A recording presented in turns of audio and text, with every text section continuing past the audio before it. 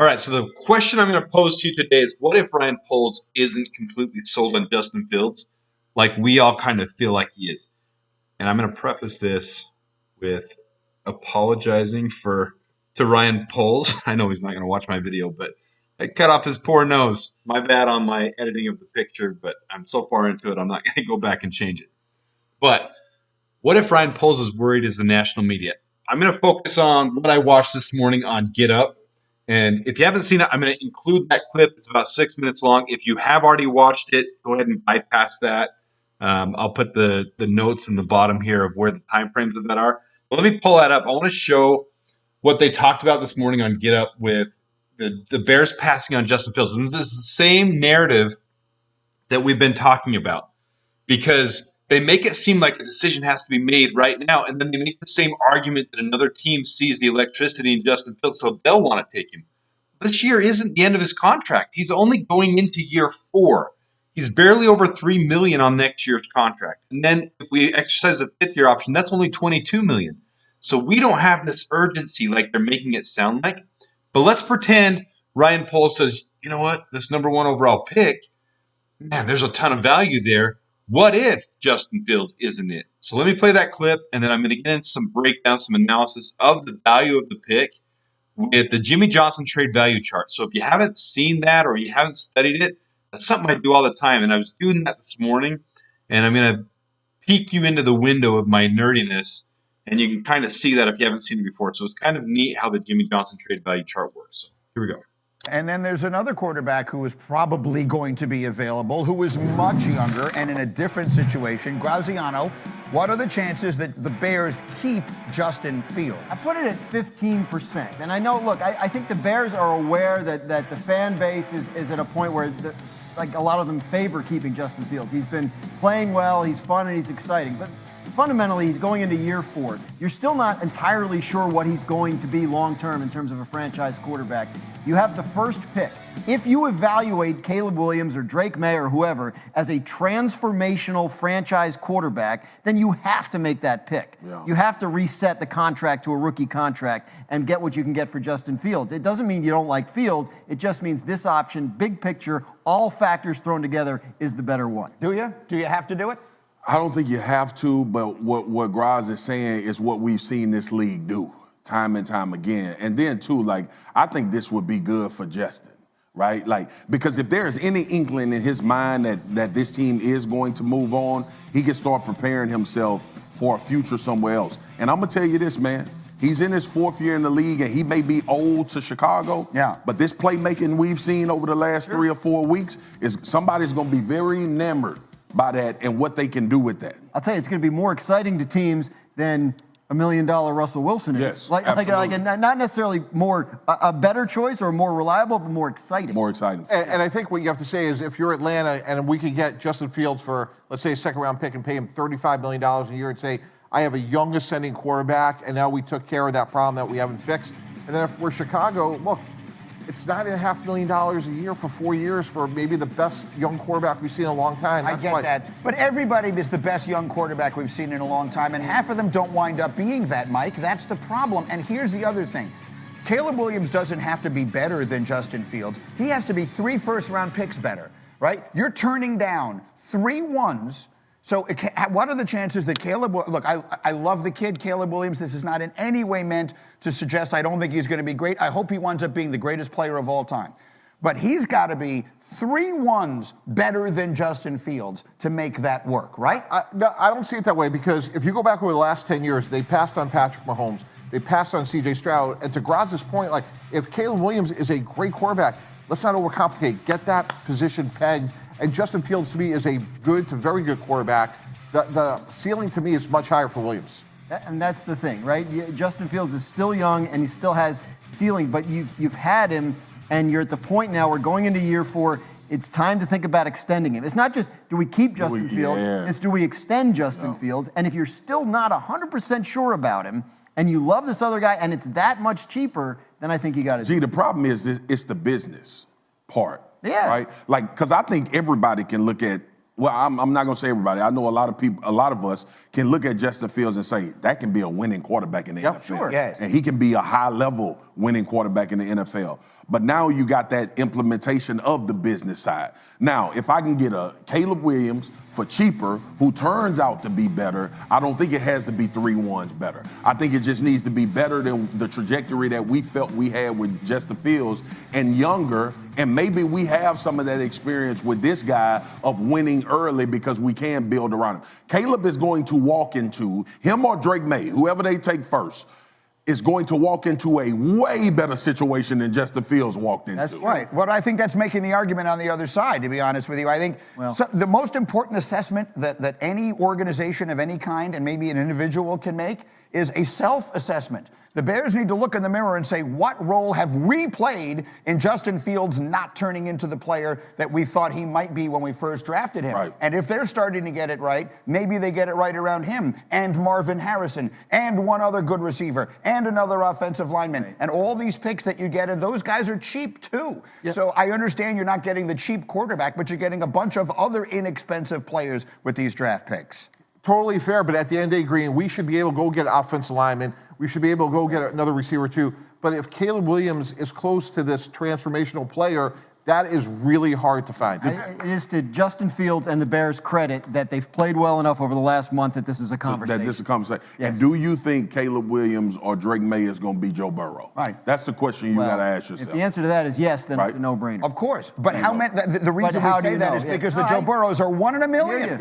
They say Caleb is. And Greeny, to your point, They told me Trevor Lawrence was that. They tell me guys are that all the time. Gee, Kyler I'm with Murray you. I was don't that. want them to get rid of Justin. And here's the one question on Caleb Williams. Lincoln Riley is a really good coach, and his turnovers haven't gotten better. That is the one question he's going to have to answer between now and the draft. I don't I love the kid. I hope he's great. I'm not in any way. I'm merely saying this idea that it is a fait accompli does not make sense to me. Okay. No, well, I'm I wanna gonna put get to myself. Belichick, I'm gonna but put myself in the draft position of the Chicago Bears. Go. I'm keeping Justin Fields. I'm drafting Marvin Harrison Jr. Right. And at 10, I'm drafting the offensive lineman. And I'm building this team because I think that You might be able to trade back 2 picks and still get Marvin Harrison. Whatever you do, I think that quarterback is good enough to win at a high level in this league. Trade back 2 spots. I don't have the draft order in front of me, but whoever's going to pick after Washington, New England maybe, wants to come up there and get whoever, trade back a couple of picks and still get Marvin Harrison. Speaking of New England.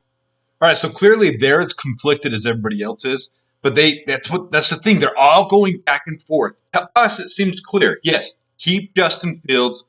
Let's pick up pieces to build around him. We finally got where we're building from, brick by brick, going the direction we need to go. But what if the Bears don't see it the same? What if Ryan Poles is worried about making the wrong decision?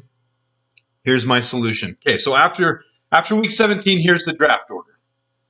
And with that, here are the teams that are looking for a quarterback.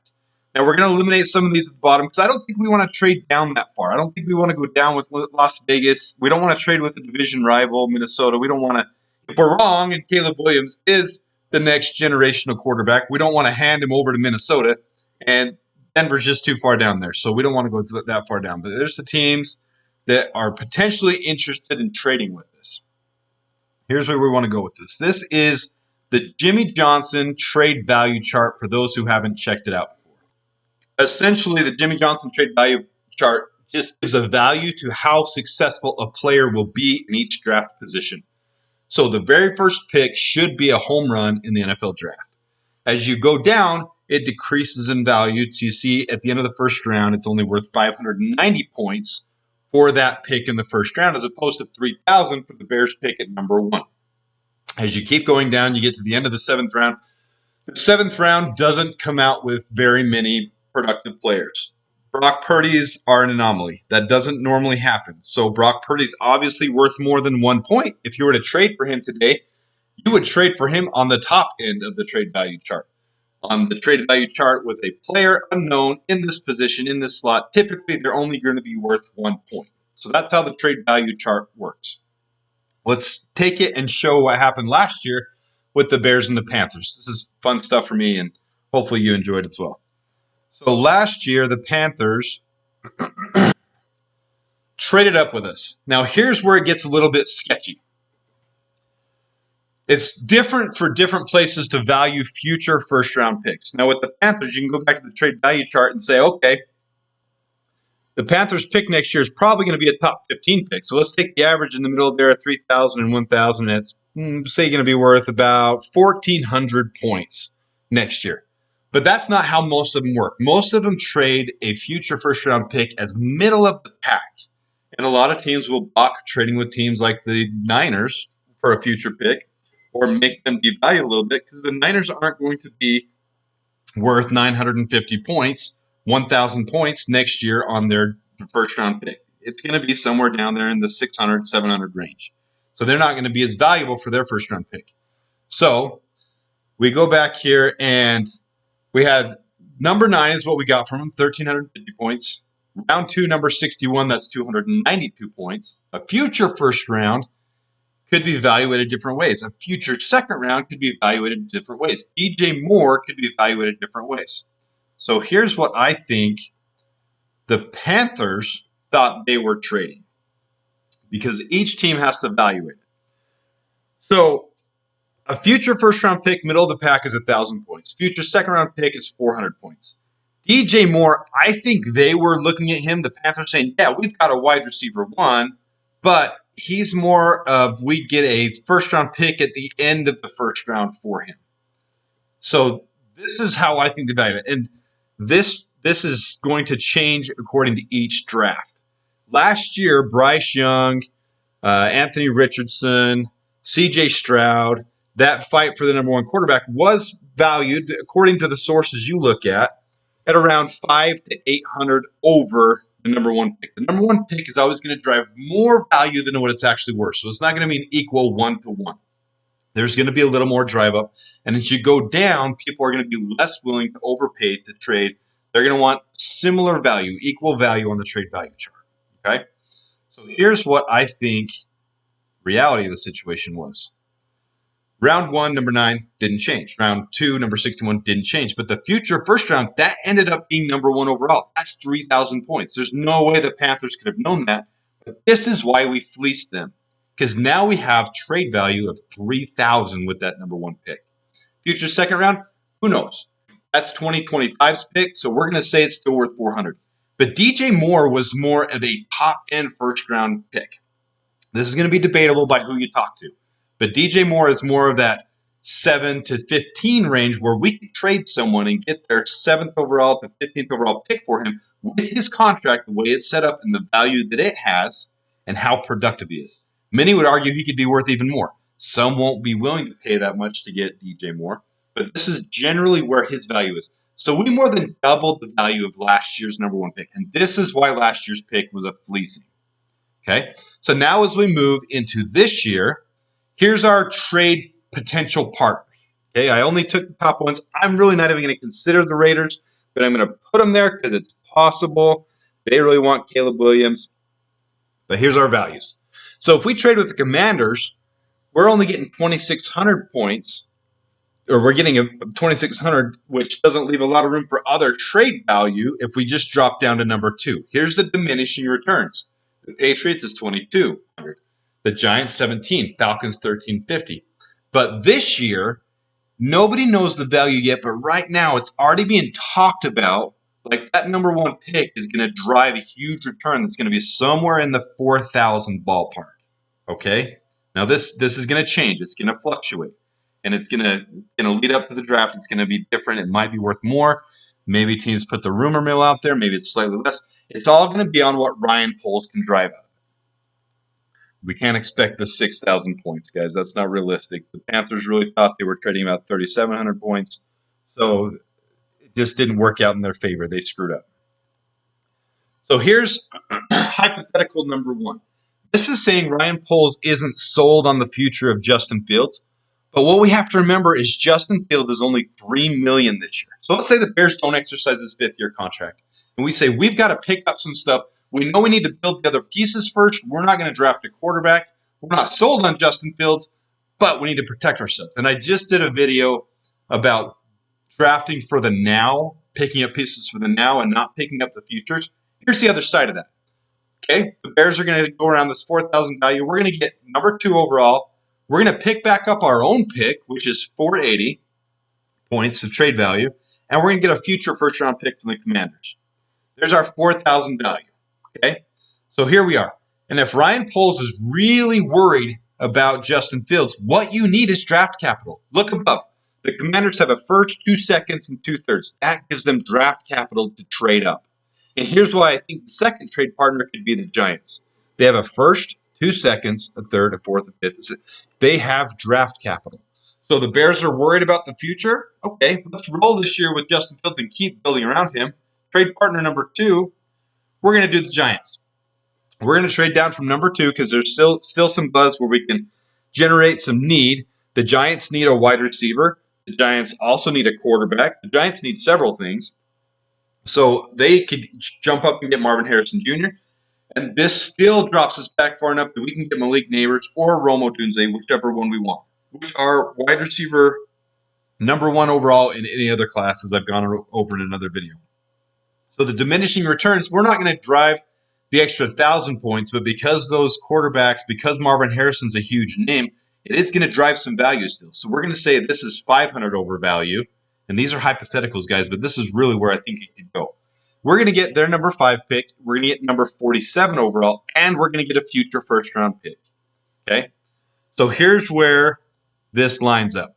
So back to our original question, is Ryan Poles sold on Justin Fields? What if Ryan Poles is as worried as the national media? Well, we still don't draft a quarterback this year. Maybe we do in a later round. Maybe we do as someone to develop, as I've pointed out several different times.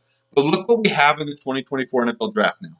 We have the number 5 overall pick, our number 11 pick, and we acquired a 42 and a 47. Still gives us draft capital to build this year, and et cetera. We still have the other stuff that we already had.